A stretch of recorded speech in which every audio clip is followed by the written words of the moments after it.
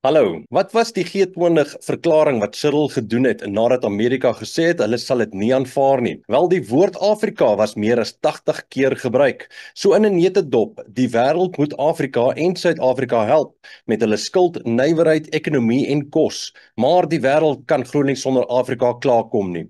Die sprinkaan wat alles voor hom opvreet, moet weer eens die muur vra om help. Media24 het 630 miljoen rand verloor in die laaste jare en beweeg agteruit teen 'n massiewe tempo jaar op jaar. Hoekom? Want die mense is moeg daarvoor om nie die reine waarheid uit die hoofstroom media uit te hoor nie. Dis hoekom meer en meer mense onafhanklike nuusbronne soek op sosiale media.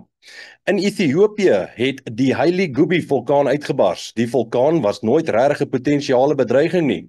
Die aswolk wat alreeds rondom 10.000 voet of 3.000 meter in die lug is, trek oor gedeeltes van Jemen, Oman, Pakistan en Indië. Mooi loop.